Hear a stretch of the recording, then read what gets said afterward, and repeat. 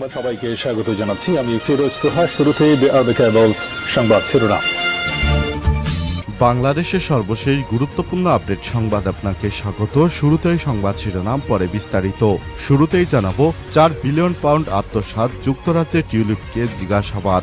বাংলাদেশের অবকাঠামো প্রকল্প থেকে বিপুল পরিমাণ অর্থ আত্মসাতের অভিযোগে শেখ হাসিনা এবং তার পরিবারের বিরুদ্ধে তদন্তে নেমেছে বিভিন্ন সংস্থা। তদন্তে নাম এসেছে শেখ হাসিনার বোনের মেয়ে এবং যুক্তরাজ্যের ক্ষমতাসীন লেবার পার্টির মিনিস্টার টিউলিপ সিদ্দিকির।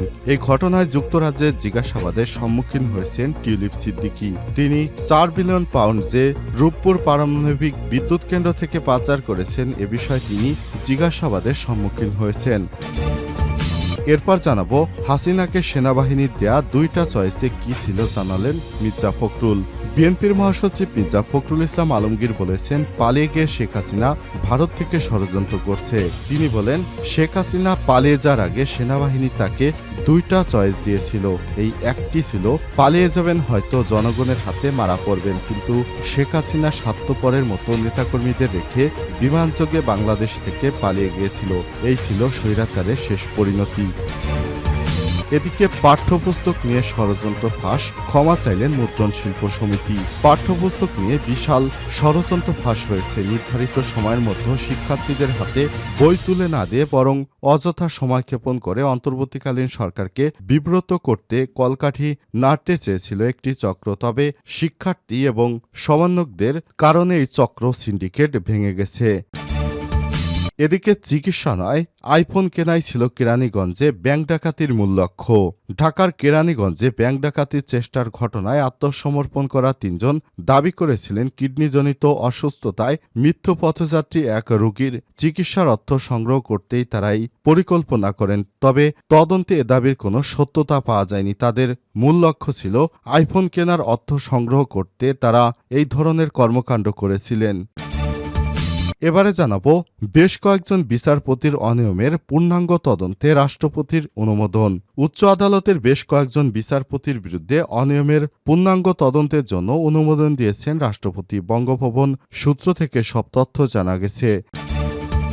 এবং সর্বশেষ জানাবো তথ্য উপদেষ্টার সঙ্গে সঙ্গীতশিল্পী রাহাত ফতেহ আলীর সাক্ষাৎ। তথ্য সম্প্রচার উপদেষ্টা মোহাম্মদ নাহিদ ইসলামের সঙ্গে সৌজন্য সাক্ষাৎ করেছেন পাকিস্তানের বিশিষ্ট সঙ্গীতশিল্পী রাহাত ফাতেহ আলী খান। রোববার 22 ডিসেম্বর সচিবালয়ে ডাক টেলিযোগাযোগ বিভাগের এই সাক্ষাৎ অনুষ্ঠিত হয়। প্রিয় দর্শক, এতক্ষণ শুনছিলেন সংবাদ শিরোনাম, এবারে বিস্তারিত।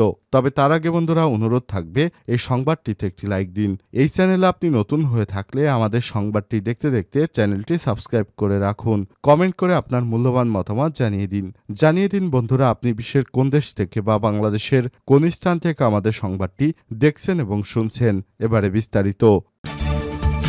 4 বিলিয়ন পাউন্ড আত্মসাৎ, যুক্তরাজ্যে টিউলিপকে জিজ্ঞাসাবাদ। শেখ হাসিনার ভাগ্নি টিউলিপ সিদ্দিকি বাংলাদেশ থেকে 4 বিলিয়ন পাউন্ড পাচার করেছে। এজন্য তাকে যুক্তরাজ্যে জিজ্ঞাসাবাদ করা হয়েছে। বাংলাদেশের অবকাঠামো প্রকল্প থেকে বিপুল পরিমাণ অর্থ আত্মসাতের অভিযোগ উঠেছে শেখ হাসিনা এবং তার পরিবারের বিরুদ্ধে। তদন্তে নাম এসেছে শেখ হাসিনার বোনের মেয়ে এবং যুক্তরাজ্যের ক্ষমতাসীন লেবার পার্টির মিনিস্টার টিউলিপ সিদ্দিকির।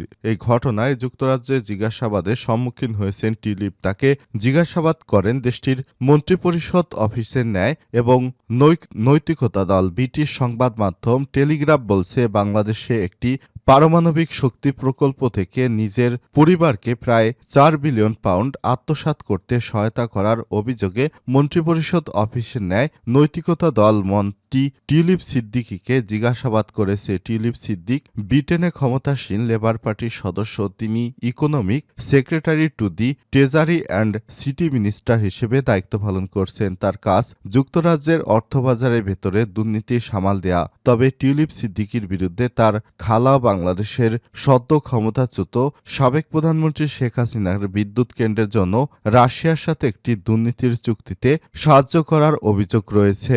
অবশ্য টিউলিপ সিদ্দিকিকে গত বৃহস্পতিবার জিজ্ঞাসাবাদ করা হলেও খবরটি সামনে এসেছে রোববার। অভিযোগ অনুযায়ী রূপপুরের এই প্রকল্প থেকে প্রায় 3.9 বিলিয়ন বা 390 কোটি পাউন্ড সরিয়ে নেয় শেখ হাসিনার পরিবার এবং তার মন্ত্রীরা।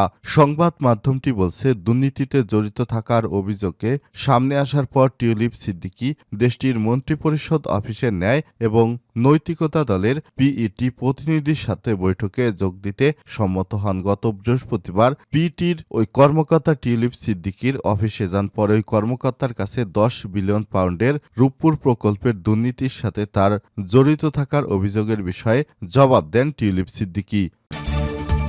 হাসিনাকে সেনাবাহিনীর দেয়া 2টা চয়েসে কি ছিল জানালেন মির্জা ফখরুল। বিএনপির মহাসচিব মির্জা ফখরুল ইসলাম আলমগীর বলেছেন, পালিয়ে গিয়ে হাসিনা ভারত থেকে ষড়যন্ত্র করছে। রোববার 22 ডিসেম্বর বিকেলে সাম্যমানবিক বাংলাদেশ বিনির্মাণে পঞ্চগড়ের উপজেলায় সাকোয়া স্কুল অ্যান্ড কলেজের মাঠে জনসভায় প্রধান অতিথির বক্তব্যে তিনি এসব কথা বলেন। মির্জা ফখরুল বলেন, একটা মিথ্যা প্রচারণা করছে আমাদের হিন্দু ভাইয়েরা বসে আছেন, এই দেশে নাকি আপনাদের উপর অত্যাচার করা হচ্ছে, নির্যাতন করা হচ্ছে, কারো কাছে চাঁদা চাওয়া হচ্ছে। আপনারা বলেন তো এরকম কোথাও কি হয়েছে কি না হয়নি।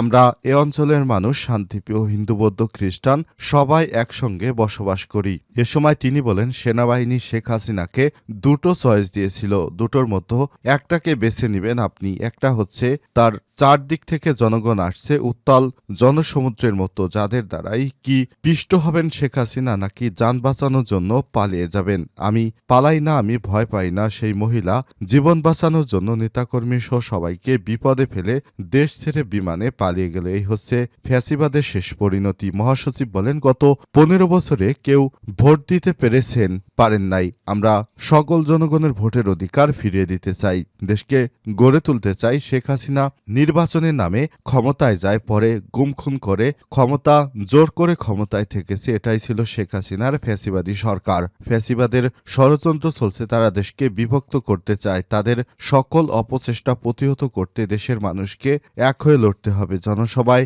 উপলক্ষে সকাল থেকে হাজার হাজার নেতাকর্মীর ঢল নামে। দুপুরের মধ্যেই লাখো মানুষের কানায় কানায় পূর্ণ হয়ে যায় জনসমাবেশী স্থল। পাঠ্যপুস্তক নিয়ে ষড়যন্ত্র ফাঁস, ক্ষমা চাইলেন মুদ্রণ শিল্প সমিতি। পাঠ্যপুস্তক নিয়ে বিশাল ষড়যন্ত্র ফাঁস করেছে। নির্ধারিত সময়ের মধ্যে শিক্ষার্থীদের হাতে বই তুলে না দিয়ে বরং অযথা সময় ক্ষেপণ করে অন্তর্বর্তীকালীন সরকারকে বিব্রত করতে কলকাঠি নাড়তে চেয়েছিল একটি চক্র। তবে গতকাল রোববার সরকারের বিভিন্ন সংস্থা ও ছাত্র আন্দোলনের সমন্বয়কদের তৎপরতায় গোপন সেই সিন্ডিকেট ভেঙে গেছে। বিষয়ে গতকাল রাতে জাতীয় শিক্ষাক্রম পাঠ্যপুস্তক বোর্ড এনসিটিবির তে এসে মুদ্রণ শিল্প সমিতির senior vice chairman Mohammad Junayed Al Mahfuz জাতির কাছে ক্ষমা চেয়েছেন। সংশ্লিষ্ট সূত্র থেকে জানা গেছে, পাঠ্যপুস্তক মুদ্রণ ও বিতরণ নিয়ন্ত্রক ও তদারক সংস্থা এনসিটিবি শিক্ষার্থীদের হাতে বছরের শুরুর দিনে বইপত্র তুলে দিয়ে আগে থেকেই বেশ তৎপর ছিলেন তিনি। তবে গত বছর আওয়ামী লীগ সরকারের দোসর ও সুবিধাভোগী হিসেবে পরিচিত বিভিন্ন প্রেস মালিক নানাভাবে পাঠ্য বই মুদ্রণ সংক্রান্ত কাজে প্রতিবন্ধকতা সৃষ্টির পায়তারা করে আসছিল। বিশেষ করে কাগজের কৃত্রিম সংকট, ব্যাংক থেকে অর্থ প্রাপ্তির বিষয়ে তারা অপপ্রচার চালাচ্ছিলেন। এর মধ্যে গত বৃহস্পতিবার শিক্ষা মন্ত্রণালয়ের সব পক্ষকে নিয়ে ডাকা বৈঠকে সরকারের পক্ষ থেকে সব প্রতিবন্ধকতা দূর করার আশ্বাস দেওয়ার প্রেক্ষিতে প্রেস মালিকেরা প্রতিশ্রুতি দেন তারা 31শে ডিসেম্বরের মধ্যে প্রাথমিকের সব বই এবং মাধ্যমিকের মূল 3টি বই বাংলা, ইংরেজি ও গণিত তারা দেবেন। চিকিৎসা নয় বরং আইফোন কেনাই ছিল কেরানীগঞ্জে ব্যাংক ডাকাতির মূল লক্ষ্য।